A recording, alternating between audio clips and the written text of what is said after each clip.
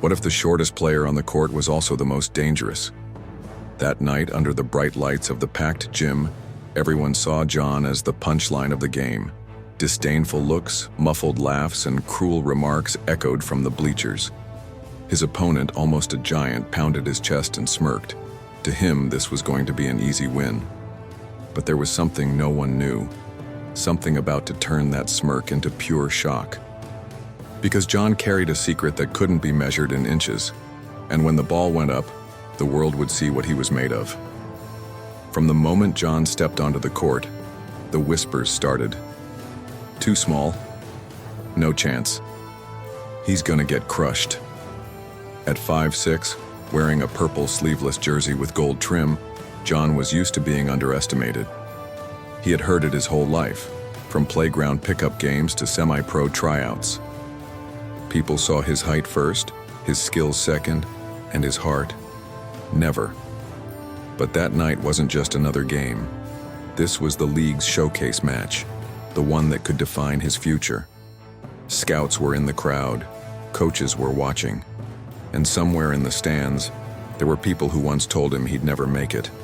The opening minutes didn't help his case. His taller opponents blocked his vision, his first pass got intercepted, and the crowd's laughter cut sharper than any foul. But John didn't flinch. He'd been here before, and he knew exactly how to play the long game. Because John wasn't there to prove he could keep up. He was there to show he could dominate, without ever letting the taunts shake him.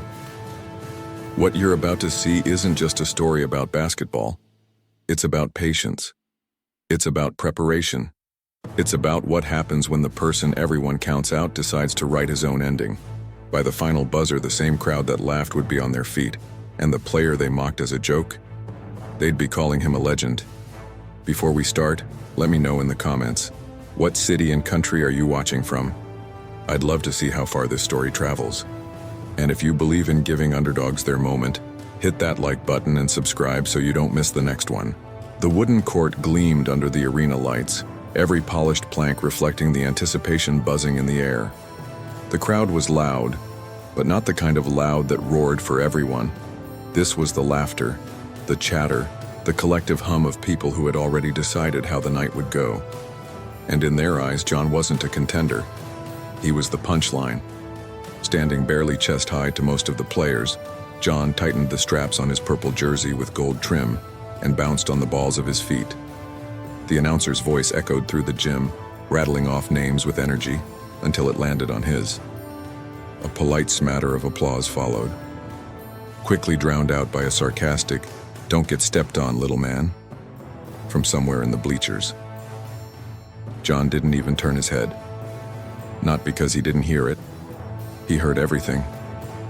He just refused to give it power. The other team's star forward, a towering 6'8" with arms like tree trunks, was already grinning across the court. His name was Marcus Steele, and he was known for two things: dunking over anyone in his path and making sure the humiliation stuck. As the teams took their positions, Marcus caught John's eye, raised his eyebrows and mouthed, "This is going to be fun." John rolled the ball in his hands during warm-ups, feeling the leather, the weight, the grip. Every bounce was calculated. Every inhale was a reminder that tonight wasn't about proving them wrong quickly. It was about proving them wrong completely. From the first whistle, the gap between him and the others was obvious. Marcus blocked the lane with ease, forcing John to the perimeter. On his first possession, he passed off before even looking at the basket, a choice that drew chuckles from the opposing bench. A minute later, a pass intended for him was snatched midair by Marcus, who then pointed straight at John before slamming it through the hoop. The crowd erupted, but not for John. The laughter was louder now, the words sharper. "You sure you're in the right game?" someone called. John didn't flinch, not outwardly. Inside, though, he felt the burn, the heat in his chest that always came before something big. Halfway through the quarter, he caught the ball at the top of the key. The defense closed in fast, Marcus at the center of it. John faked right, drove left, and got cut off instantly. The ball was stripped, the other team scored again, and this time Marcus jogged past John with a smirk, muttering just loud enough, "Told you, easy game." It would have been the perfect moment for most players to crack, to start forcing shots, chasing plays, trying to silence the noise with reckless moves. But John's face didn't change. He kept running the plays, kept passing, kept feeding his teammates. It looked passive, maybe even scared to anyone watching. But inside his head, John was collecting data. Every step Marcus took, every way he leaned when guarding, every breath he took between bursts of speed. And as the clock wound down on the first quarter, he noticed something small, almost invisible, but enough to make his eyes narrow in recognition. It was in the way Marcus shifted his weight after a rebound. It was in the split-second hesitation before turning to run down court. John didn't smile, but a thought formed in the back of his mind, clear and sharp as glass. That's it. That's how I'm going to beat you. The buzzer sounded, ending the quarter. Marcus strutted back to his bench, laughing with his teammates. John walked slowly to his own, his expression unreadable. To everyone else, it looked like the shortest player on the court was already fading into the background, his impact non-existent. But John knew better. He'd just seen the crack in the Giants' armor, and all he had to do now was wait for the perfect moment to strike. What John had noticed was so subtle, so easily missed, that not even Marcus knew he was doing it. But soon, that tiny flaw would become the opening that changed everything. The start of the second quarter was worse than the first, at least for anyone still holding out hope that John might surprise them. The scoreboard didn't lie. His team was trailing by double digits, and Marcus Steele was on pace for another highlight reel performance. From the bench, John sat with a towel draped around his shoulders, sipping water, his eyes locked on Marcus as if studying a puzzle. His coach barked out plays, but John barely reacted. He wasn't tuning the game out, he was tuning everything in. Every time Marcus touched the ball, John's gaze tracked the way his feet hit the court, the angle of his shoulders, even the way his wrist flicked on a shot. But the crowd didn't see a player analyzing his opponent. They saw a small man, quiet, ineffective, maybe even scared. And they fed on it. A cluster of fans near the front row had started chanting, too small," every time John got the ball. Others joined in, laughing as if they'd been waiting all night for this. Even the opposing bench was in on it now. Marcus leaned against the scorer's table during a timeout, mimicking John's shorter stance and pretending to peer up at him like he was a child. John's teammates tried to shake it off, but the noise was getting in their heads. Missed shots, sloppy passes, bad communication. Marcus's team smelled blood. And Marcus himself? He was loving every second. Midway through the quarter, John checked back in. The chant started immediately, louder this time. On his first possession, he dribbled at the top of the arc, Marcus guarding him like a shadow. A quick crossover to the left, nothing. A step back, still nothing. He swung the ball to a teammate and cut through the lane, only to have Marcus hip-check him lightly and laugh. "Careful," Marcus said, grinning. "Wouldn't want you to get lost down there." John didn't answer. Not yet. On the next possession, Marcus posted up against him. It was a mismatch the other team couldn't resist exploiting. Marcus backed John down, step by step, until he was under the basket. Then, with almost insulting ease, he turned and dropped the ball in for 2 points. The crowd exploded again. From the outside, it looked like John was being dismantled. But inside, he was building something. Because that hip check earlier? It told him exactly how much Marcus relied on his size to intimidate. And the post-up? It confirmed the hesitation John had noticed in the first quarter. It wasn't much, just a fraction of a second when Marcus's left foot landed heavier than his right before making a move. But for someone like John, who lived and breathed in those fractions, it was all the opening he needed. Still, the moment wasn't right.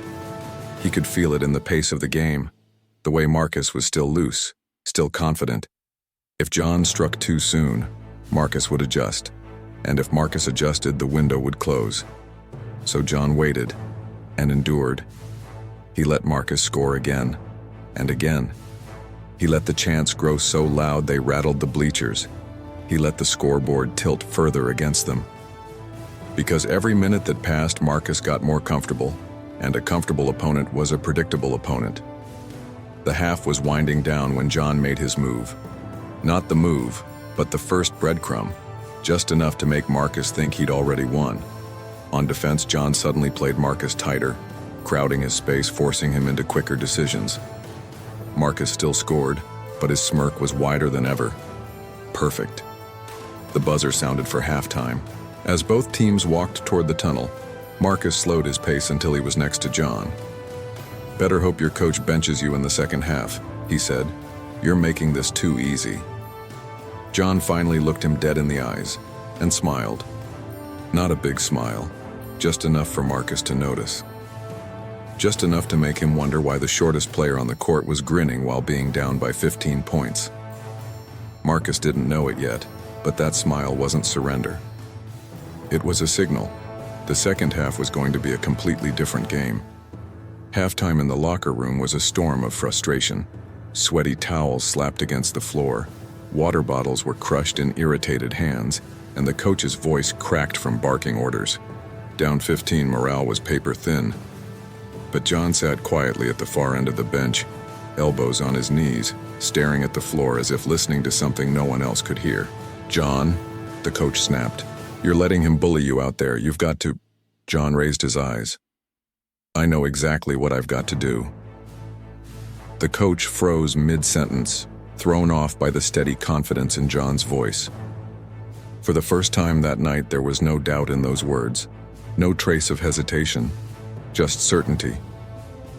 When they jogged back onto the court for the second half, the energy in the arena shifted slightly. The crowd was still loud, still eager to see Marcus continue his domination, but John's smile, that same smile Marcus had seen before halftime, lingered like a shadow in the back of the star forward's mind. The whistle blew.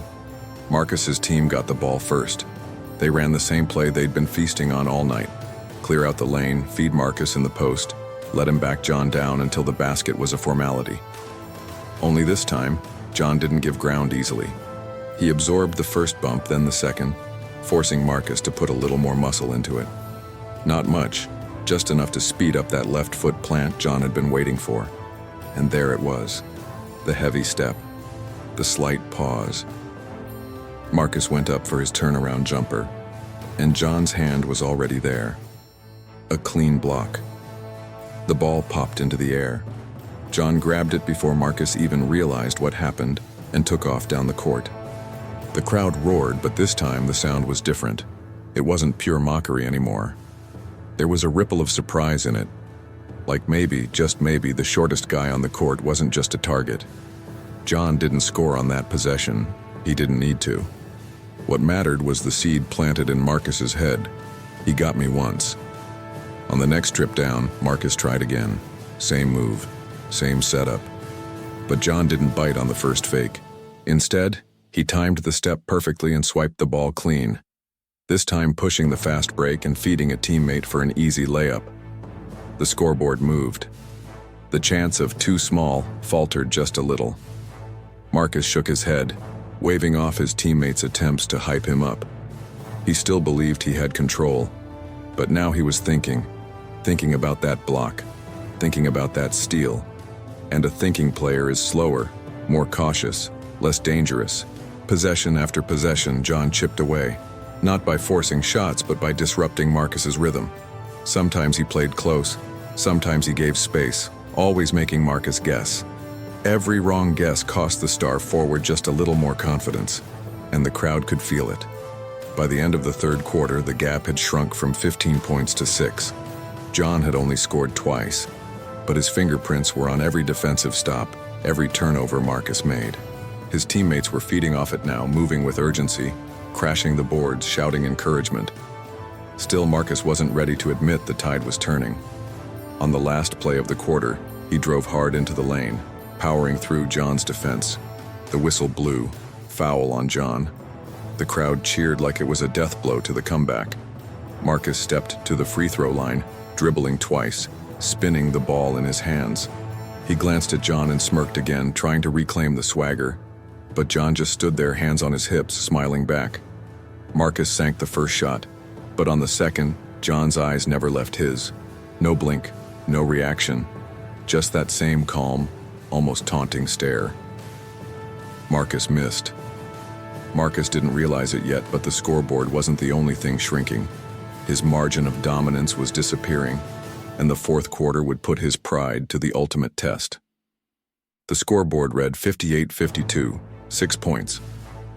That's all that separated John's team from the comeback that no one in the arena thought possible an hour ago. And in the stands, the energy was shifting. The jeers had turned into murmurs, the smirks into uneasy glances. People were starting to wonder if they were about to witness something they'd be telling stories about for years. Marcus, though, was still clinging to control, or at least the illusion of it. The fourth quarter opened with Marcus demanding the ball, barking orders at his teammates like a general trying to rally his troops. His voice was sharp, almost desperate, and John could hear the edge in it. Pressure has a sound, and Marcus was wearing it in every syllable. First possession, Marcus tried to reassert dominance the old-fashioned way, sheer force. He caught the ball at the elbow, lowered his shoulder, and drove hard. The impact rattled through John's frame, but he stayed planted. Marcus went up for the jumper and clanged it off the rim. No smile this time, no trash talk, just a muttered curse as he ran back on defense. John didn't rush the play. He dribbled up slowly, letting the crowd noise settle into a low hum. Every eye in the building was on him, but his mind was somewhere else entirely, tracking Marcus in his peripheral vision, watching the way he lingered near the free throw line, the subtle stiffness in his left leg when he pivoted. It was getting worse. The fatigue was setting in. On the next defensive stand, John made his move. Marcus posted up again, and as soon as that left foot hit the floor heavy, John exploded forward. A lightning-quick strip. The ball was his. The court opened up like a runway, and John sprinted, weaving through defenders before dishing an alley-oop to his teammate for the slam. The crowd erupted, this time for him. Marcus's jaw tightened. The more John disrupted him, the more reckless he became.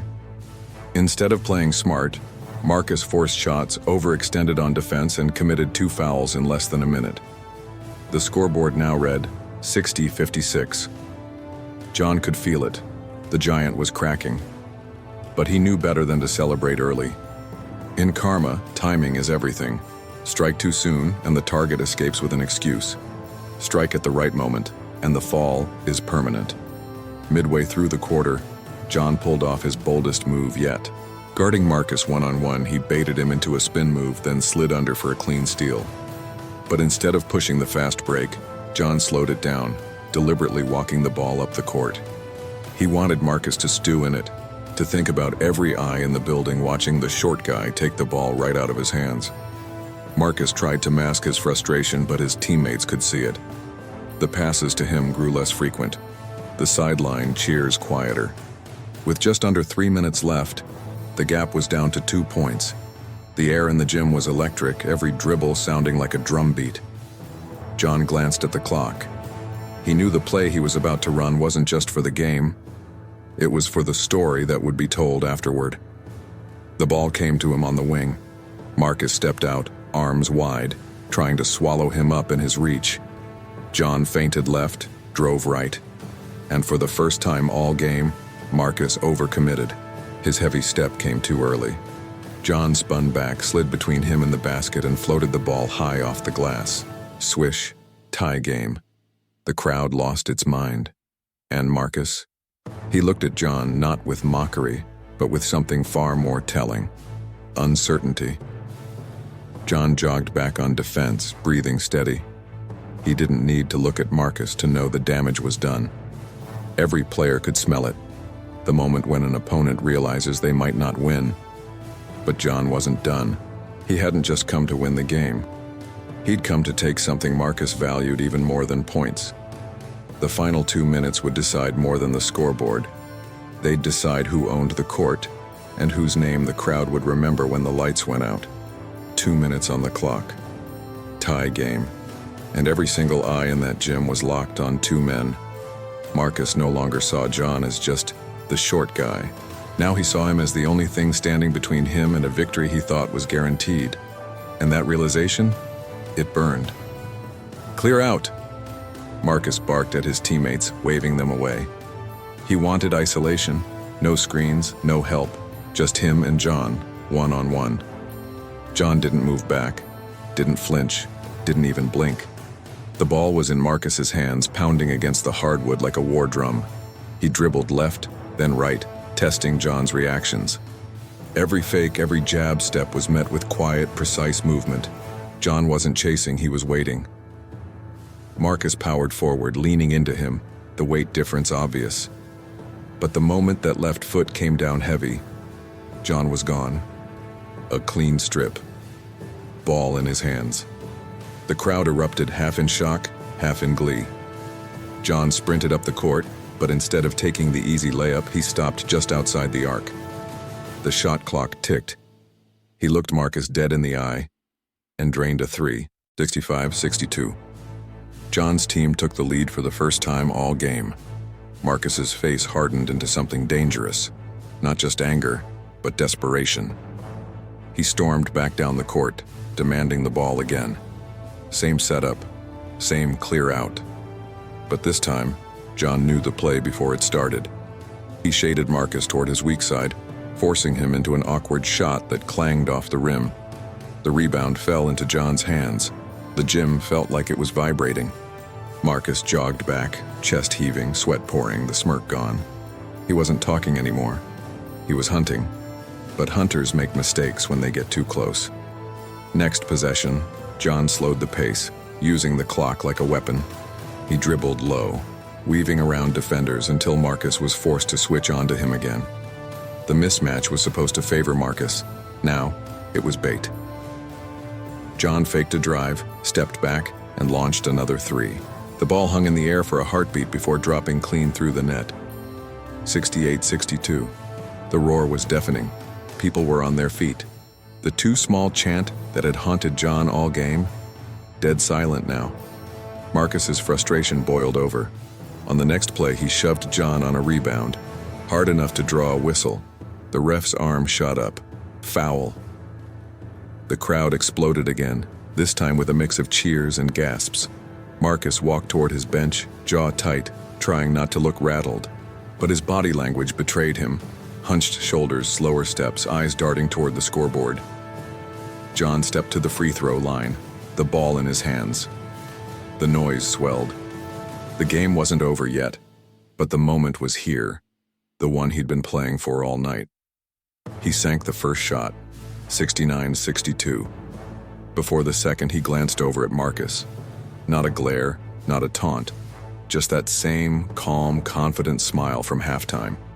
It wasn't loud, but it was deafening to Marcus. Second shot, in, 70-62. The clock bled down.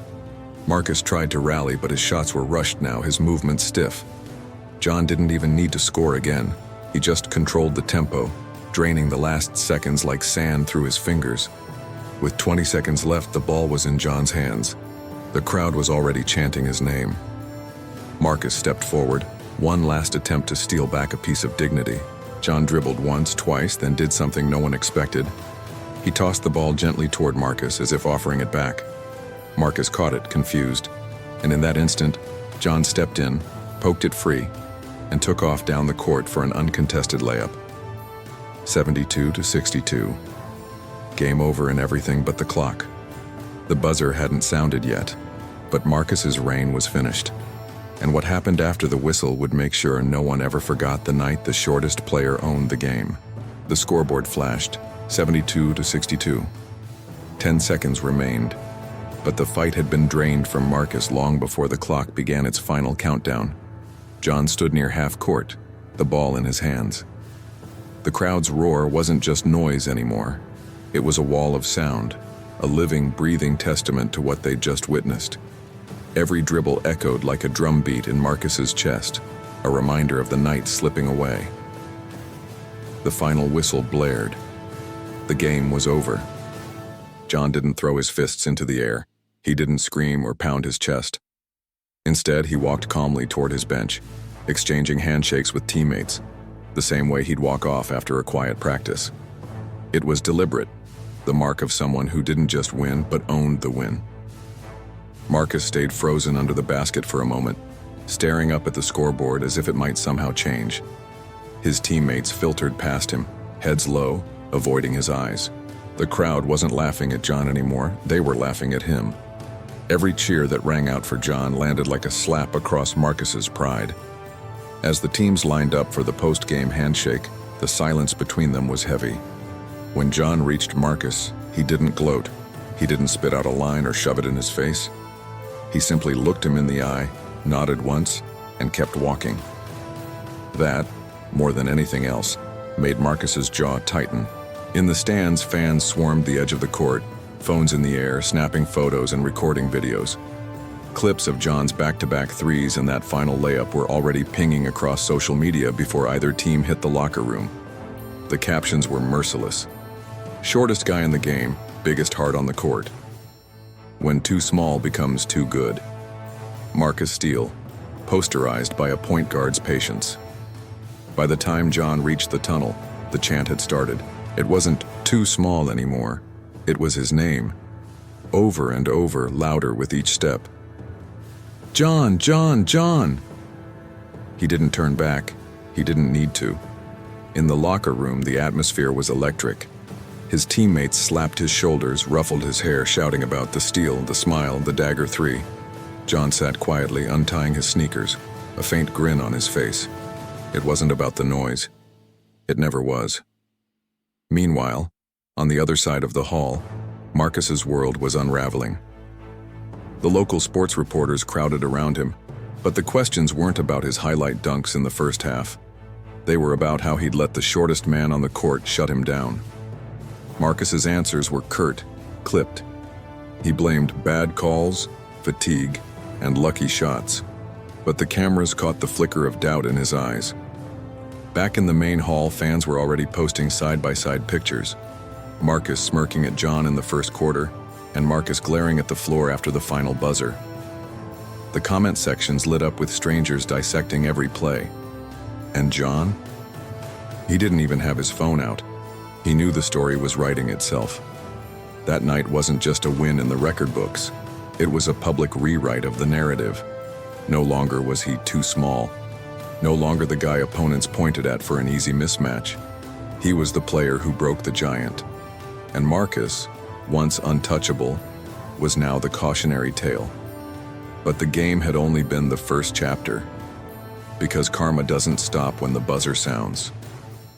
The real weight of what happened wouldn't hit Marcus until the morning, and when it did, it wouldn't be from the scoreboard. It would be from the way the world now saw him. Overnight, the footage would go viral. The comments would pile up, and the giant would wake up to a reality where his name no longer meant dominance. It meant defeat. Marcus woke to the sound of his phone buzzing on the nightstand. At first, he thought it was just a couple of texts from teammates, maybe a highlight clip from the game. But the vibration didn't stop. It came in waves, message after message, notification after notification. When he finally reached for the phone, the screen lit up with hundreds of alerts. Mentions on Twitter, tags on Instagram, videos flooding TikTok, and almost every single one had his name attached to one moment. John stripping the ball from his hands. John's calm smile before draining a three. John walking off without a word while Marcus stood frozen. The captions were ruthless. This is what happens when you underestimate the wrong guy. Shortest player, longest lesson. From highlight reel and to cautionary tale. The hashtags told the rest of the story. Ors too small no more. Owned by John. Basketball karma. Marcus scrolled through in disbelief, his stomach sinking lower with each post. Even the sports pages weren't talking about his early game dominance. They were dissecting the collapse. Analysts were replaying the steals, breaking down how John had read his footwork, predicting the moment the momentum shifted. The part that stung most? They called it textbook defense, and they were right. On the other side of the city, John sat at a small cafe with his headphones in, watching the same clips. But he wasn't looking at them to gloat. He was studying, breaking down every angle, every move, the same way he'd studied Marcus during the game. His phone buzzed constantly with messages from friends, reporters, even former coaches. He ignored most of them. The only reply he sent was to his mom. "We did it." By mid-morning, the story had jumped from local sports pages to national feeds. ESPN ran the headline, "Too small? Not anymore. John delivers one of the most surgical performances of the season." Marcus couldn't escape it. His own teammates had gone quiet in the group chat. Friends who used to hype him up were sending half-joking, half-pitying memes.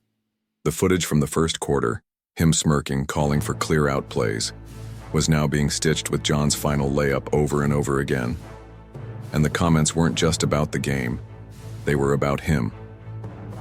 All size, no composure. Got schooled by patience and IQ. That's what happens when you think intimidation is skill. Marcus threw his phone across the bed, the thud muffled by the comforter. He paced the room, running his hands over his head, replaying every possession in his mind. For the first time in years, he felt that gnawing doubt, the same doubt he'd buried under highlight dunks and trash talk. But karma wasn't done yet. By the afternoon, a new video surfaced. It wasn't from the game itself, but from the pre-game warm-ups. Someone had caught Marcus mocking John's height to another player, complete with exaggerated gestures and laughter. That clip, paired with the final score, spread even faster than the game highlights. Sponsors noticed. One quietly pulled a social media post featuring Marcus. Another postponed a promotional shoot. None of them called to explain. They didn't have to. Meanwhile, John's following exploded. His calm demeanor, patience, and surgical defense were being shared as a lesson for young players everywhere. Coaches were using his game film in training sessions. He wasn't just a player anymore. He was a symbol of discipline beating arrogance. By evening, Marcus stopped checking his phone entirely, but the noise outside his control was growing louder. The game hadn't just taken a number out of the win column.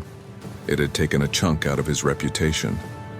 And John, he still hadn't said a single word about Marcus publicly. That silence was deafening, and it was only making the story bigger.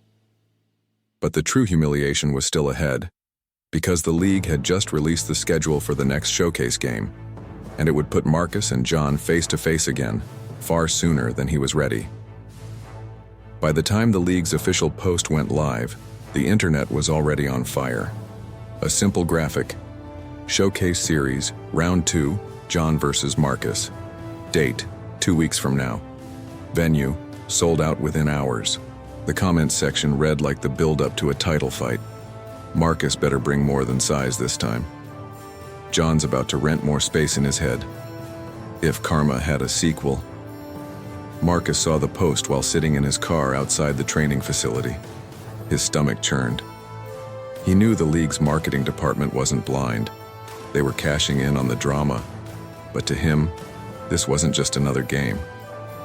This was 2 weeks of living under a microscope, every step compared to the man who had dismantled him. Inside the facility, Marcus trained harder than he had in years. Early mornings, late nights, extra shooting drills, defensive footwork, all with one goal in mind, to erase the memory of that night. But the harder he worked, the more the past seemed to follow him. Every time he turned on a TV, there was John's face. Every time he opened his phone, there was a clip of the steal or the smile. Meanwhile, John was in a different headspace entirely. He didn't change his routine. Same gym sessions, same pickup games at the community court, same quiet discipline. When a reporter asked about the rematch, he just said, "It's another game, I'll be ready." That was it. No extra hype, no trash talk, and somehow that made it worse for Marcus. Silence can be heavier than any insult. In the days leading up to the game, the league's media machine went into overdrive. They aired side-by-side footage. Marcus in the first quarter of the last game, dominating. Marcus in the fourth quarter, unraveling. Then they cut to John, steady, unshaken, reading the floor like a chessboard. Sports podcasts debated the matchup daily. Was Marcus too rattled to recover? Was John's performance a fluke, or was he truly a rising force in the league? Every conversation seemed to lean toward John, not just because of what he'd done, but how he'd done it. When Marcus walked into the gym on game day, the noise hit him instantly. Fans wearing shirts that read, "Too small, prove it." Signs with John's name, photos from the last game, and even cutouts of that exact smile. The arena wasn't hostile. It was worse. It was expectant. John arrived 20 minutes later, walking with his headphones on, expression calm, eyes forward. No entourage, no theatrics. He acknowledged a few fans, shook a young kid's hand, and went straight to the locker room. Warm-ups were tense. Every time Marcus dunked, the crowd clapped politely. Every time John hit a shot, the cheers grew louder. It was subtle, but Marcus felt it. The room was leaning toward John again. As the players took their positions for tip-off, Marcus locked eyes with John for the first time that night. There was no smirk from Marcus this time, no mocking glance. Just focus. And John? He gave the faintest nod. Not as a greeting, but as a reminder. We've been here before. The ref tossed the ball into the air. The rematch had begun. First possession, Marcus got the ball in the post. He powered forward, making contact, trying to muscle John out of the way. John held firm. The crowd roared. Marcus went for his signature turnaround jumper and it rimmed out. John secured the rebound, dribbled up the court, and set the offense in motion without even looking Marcus's way. It wasn't disrespect, it was dismissal, and that stung more than any block. But this game wouldn't follow the same script as the first. Because this time, John had a plan to finish what he started, and Marcus had no idea how quickly it would all unravel again. The game moved forward, but Marcus didn't. On the scoreboard, the battle was close, point for point, attack for attack. But anyone really watching could see that the true control was, once again, in John's hands. And the worst part? Marcus knew it. Every time he touched the ball, John was already in the right spot. Every shoulder fake, every jab step. It was like John was reading him seconds in advance. Marcus still scored here and there, but never with ease. Never with dominance. It was like swimming against a current only he could feel. Meanwhile, John flowed. His dribbles were calm, his posture relaxed, but his eyes, cold, calculating. He wasn't just playing, he was executing. This game wasn't about baskets. It was about rhythm. It was about reputation. It was about dismantling piece by piece the image Marcus had built for years with muscles, dunks, and arrogant smirks. And the crowd could see it. Broadcast cameras caught close-ups of sweat dripping down Marcus's face, frustration flickering in micro-expressions. In contrast, John's eyes said it all. I've seen this movie before, and I know the ending. In the third quarter, John started setting small traps. He'd pass the ball just a beat late, as if he were trying too hard. On one play, he even let Marcus block him. On purpose. The crowd roared. Marcus reacted instantly. He yelled, pumped his fist, soaking in the energy he'd been craving. His teammates stood up clapping. The coach exhaled in relief. But John? He just walked back, calm, smiling. He knew what he'd planted. Pride, and too much pride, blinds you. On the next possession, Marcus demanded the ball and sprinted to the paint. He wanted another block to prove the last one wasn't a fluke, but John didn't shoot. He faked. Marcus bit hard, blew right past him. John stepped into the lane, stopped, and backed up. He didn't rush. He waited for Marcus to recover, then pulled up with him right in his face, and sank the shot. Swish. 3 points. The arena erupted. The camera caught Marcus lowering his head, and John just walked away. Slow, silent, deadly. In the final minute of the third quarter, Marcus made his fifth mistake, a lazy foul at half court. The whistle shrieked. The opposing bench called timeout. John went to the free throw line. Before shooting, he looked right at Marcus. And for the first time all night, he spoke. "You still don't get it, do you?" Marcus didn't answer. He just stared back. But the slight twitch in his jaw said enough. John sank both free throws. His team took the lead. More than that, the respect of the entire arena was sealed. TV cameras showed fans holding up makeshift signs, not too small. John took 0. Basketball IQ size. On the bench, Marcus sat with his hands clasped. His teammates stayed silent. His coach stared at the floor. And on social media, clips of the fake-out and the three-pointer were already exploding. But John wasn't done, because there was one final play. One that would leave no doubt. One that would take not just the game, but the stage. And when that last play came, in front of cameras, fans, rivals, and sponsors, there wouldn't be a replay in the world that could save Marcus from the final, crushing end of his facade. The fourth quarter clock was winding down. 20 seconds. The scoreboard read 78-72. John's team was ahead, and the arena was a living, shaking wall of noise. Marcus had the ball. Everyone knew this was his last chance to salvage something. A basket, a highlight, a scrap of dignity. He dribbled hard, eyes fixed on John. This wasn't about winning anymore.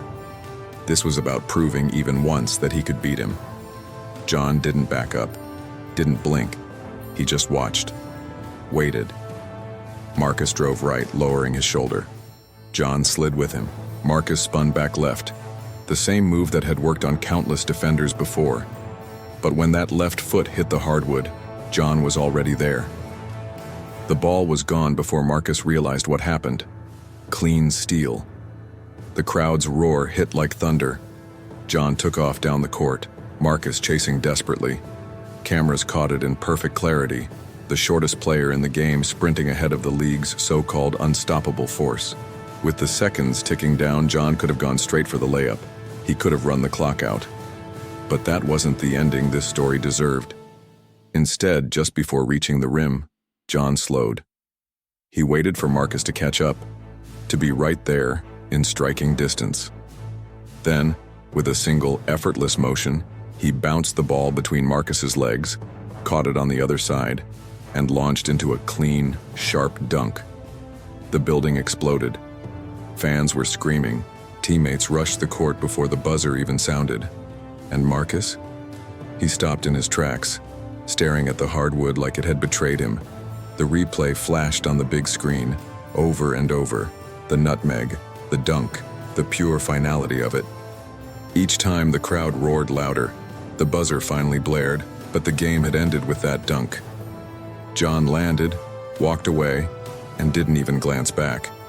No taunt, no gloating, just a calm jog toward his bench, as if this was all exactly how he'd pictured it.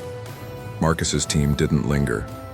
They filed out quickly, heads down, the echo of the crowd following them out of the arena. Marcus was the last to leave the floor, and the cameras caught the moment he glanced up at the scoreboard, just once, before disappearing into the tunnel. John, meanwhile, was surrounded. Reporters wanted sound bites. Fans wanted autographs. Teammates wanted to lift him on their shoulders. He gave the fans a wave, but when asked about Marcus, he simply said, "He's a good player. Tonight just wasn't his night." No malice, no need. Because when you truly own the game, your actions speak louder than anything you could say. By the time the post-game highlight reel hit the internet, the dunk was everywhere. Slow-motion edits, reaction videos, commentators calling it the most poetic end to a rivalry we've seen this season. One viral post summed it up perfectly. From joke to legend. This is how you finish the story. Marcus trended for all the wrong reasons. John trended for all the right ones. And somewhere in that storm of social media noise, one truth cut through. This wasn't just about size. It wasn't just about skill. It was about composure under pressure, patience in chaos, and knowing exactly when to strike. If you've watched until now, you know, this wasn't just a basketball game. This was a reminder that the game isn't always won by the loudest, the biggest, or the flashiest. Sometimes it's won by the one who refuses to be shaken, the one who plays for the long game. So here's my challenge to you. Wherever you're watching from, drop your city and country in the comments. Let's see how far John's story travels. And if you believe in giving underdogs their moment, hit that like button, subscribe to Beyond the Game, and share this with someone who needs to be reminded. Patience and intelligence can topple any giant.